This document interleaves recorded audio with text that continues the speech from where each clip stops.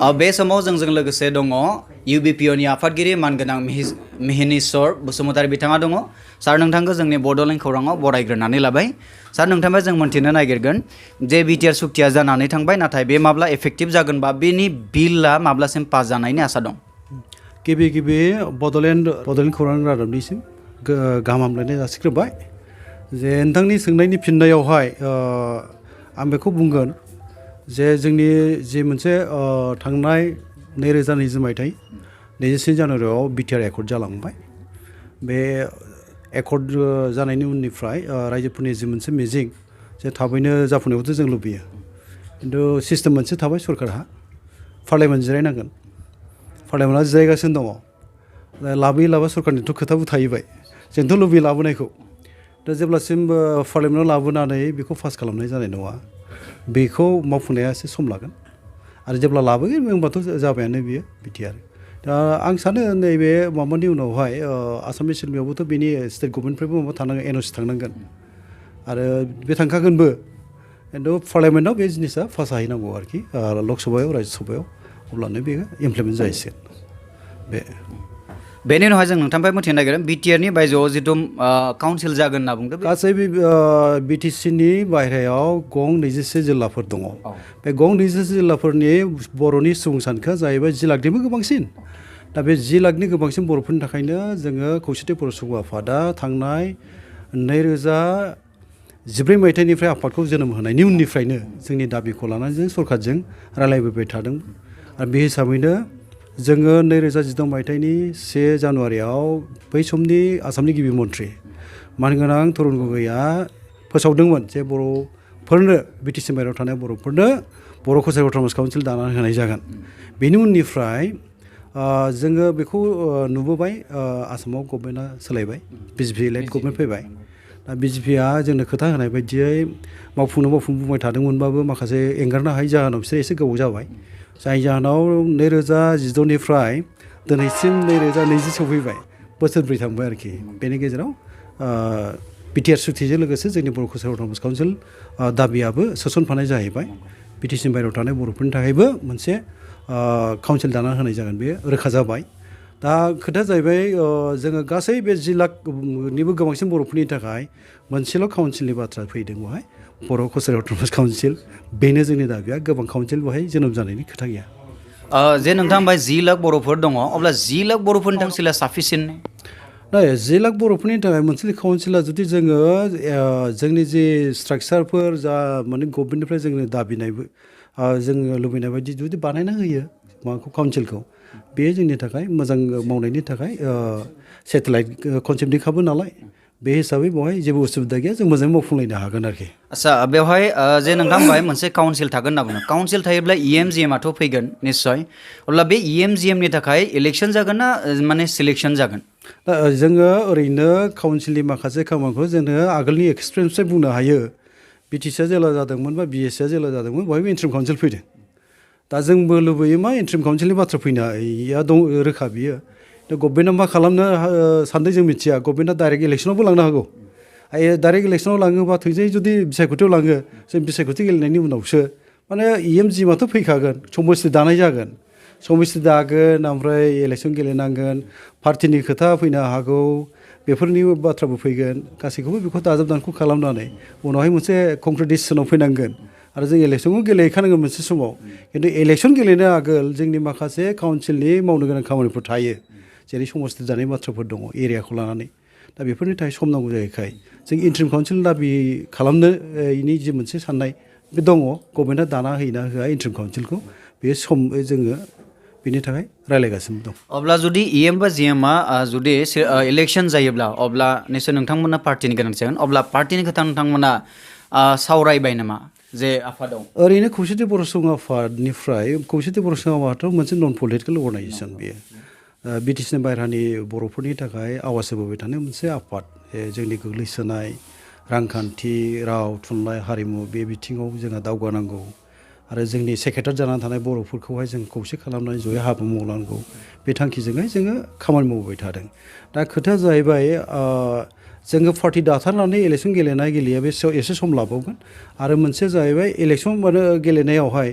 party गैयालासेनो जों independent जायोबाथ' गेलेबा गेलेनो हायो ओंखायनो प्रयजन जायोबासो बेखौ जोङो जोंनि गेजेराव रायलायनानै थिग खालामगोन आरो आंथ' सानो पार्टिनि बेसेबांसिम गोनांथि जागोन जाया बे जोंनि गेजेराव रायलायनानै जों थिग खालामगोन दा नोंथांनिफ्राय जोङो मोन्थिनानै मोनदों जे नोंथाङा बिटिसिनि सिङाव जिथु बरायनाय हाबाफारियाव दासिमबो बाहागो लायाखै होननानै बुंदों बिनि जाहोनखौ माबोरै बुंगोन नोंथां आङो नैबे बाथ्राखौ नुबोबाय थादों जे खौसे थांनायखौ आङो लुबैयो बा जों खौसेथि बर' सुबुं आफादा लुबैयो दा जोङो 2020 मायथाइनि 27 जानुवारियाव जों एकर्डखौ खालामबाय एकर्डखौथ' जों जयैनो खालामहैदों खिन्थु एकर्ड खालामखांनायनि उनावनो जोंनि गेजेराव एसे जि मोनसे फारागखौ आं नुबाय बे फाराग नुनायनि थाखाय आं दुखु मोनदों आरो पार्सनेलि आङो आरो बा खौसेथि बर' सुबुं आफादा दुखु मोनदों दा बे हिसाबै जों दाबो ज' जानायखौ लुबैयो दाबो सम दङ बे सम थानायाव जोंनि गेजेराव माबा मोनसे गिभ एन्ड टेक कमिसन खालामलायनानै सिट शेयारिं खालामलायो ना ज' जानानै गेलेयो जों ज' जानानै गेलेनायखौ लुबैयो मानोना बर' रायजो राजा आइ आफाया लुबैदों जोंनि जि मोनसे बर'फोरनि सोमावसारनाय स्ट्रागोलनि जि हिस्ट्रि बे हिस्ट्रिया जोंखौ माने बुंबोदों बा फोरोंबोदों जे बर'आ खौसे जायाबा गुबुन दावगानाय सुथुर हारिफोरजों जोङो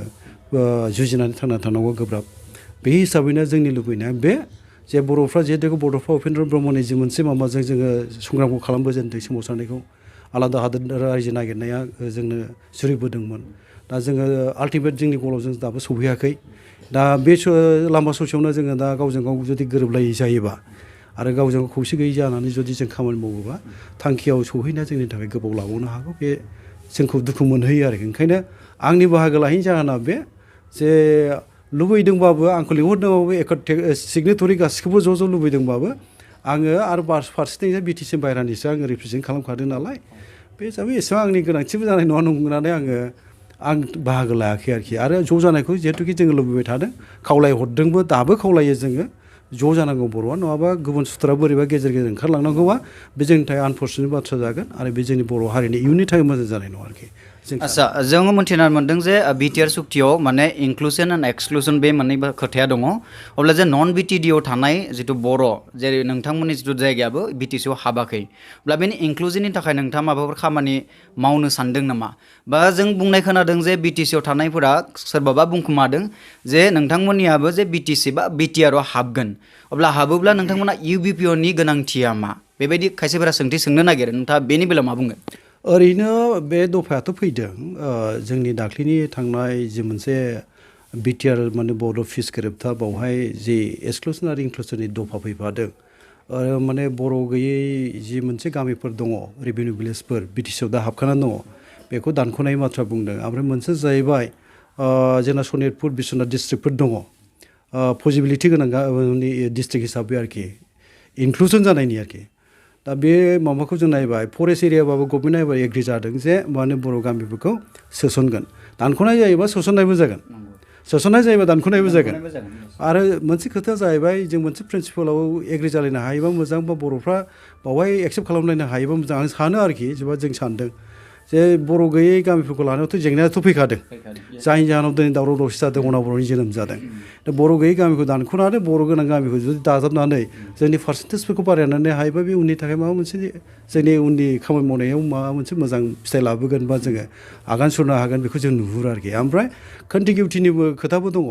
मेइनटेन जानांगोन गामिफ्रा नांजाबलायनाय जानांगोन बर' गामिफ्रा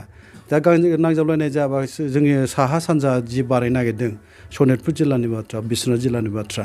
बे आरो बेबो एसे गोब्राब जाबावगोन ओरैनो कमिसन दागोन बे कमिसना स्टाडि खालामगोन रिपर्ट लाजोबगोन बर' नन बर'फोरनि रिपर्ट लाजोबगोन बेखौ उनावहाय सालिजारि खालामनानै रिपर्टआ मा दाखिल खालामो पजिटिभ नेगेटिभ बहाय फैगोन बेनि उनावहाय इनक्लुसन एक्सक्लुसन बे जाहैनायनि बाथ्रा बे बिटिसि इलेक्सननि थाखाय नोंथाङा माबाफोर बुंहरगोन नामा आं एसे आगोलावसो बुंनाय बाथ्रा जे बिटिसि इलेक्सनखौ लानानै बर'नि गेजेरावथ' डिभिजना फैथारनो नाङामोन आरो ज' जोङो जुदि हाबा मावनो हायोबा इउनाइटेडलि जोङो जुदि खामानि मावनो हायो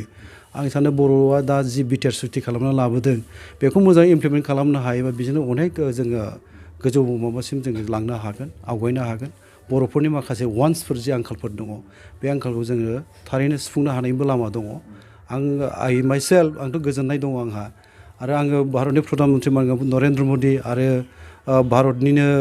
नखर मन्त्रि अमित शाह बिथांमोनखौ आङो थेंक्स होनो लुबैयो आसामनि सर्बानन्द सन'वाल चिफ मिनिस्टार आरो जोंनि डक्टर हिमन्त बिश्व शर्मा बा हाग्रामा महिलारि सारमोनखौ बे लेभेलसिम लानानै जे जोंखौ सुक्ति खालामहोनायाव ज' जाय जों जाहैनो हादों बे मोजां मोनसे मेसेजमोन खिन्थु सुक्ति खालामखांनायनि उननि जि मोनसे डेभेलपमेन्ट बिसोर दुखु होदों आरोखि जोंखौ बे दा जायखिजाया आंनि नुनायाव बिटिसिनि जि फैगौ 2020नि इलेक्सन बिसायख'थि बावहाय बर'फ्रा जेरैखिजाया ज' जानो हायोबा मोजां आं जों ज' जानायखौ लुबैयो आरो सिट शेयारिं जायो ना माबा मोनसे बुरजा फरायनायनि गेजेरजों जायो जानांगौ जों बेखौ खौसेथि बर' सुबुं आफादा जोंनिफ्राय बेखौ फोरमायगोन आरोखि फोरमायो अब्ला साबायखर थाबाय बिथाङानो जाहैबाय इउबिपिएनि दानि आफादगिरि मानगोनां मिहिनीश्वर बसुमतारी बिथाङा जोंजों लोगोसे सम होनायनि थाखाय साबायखर थाबाय गोजोन्थों थेंक इउ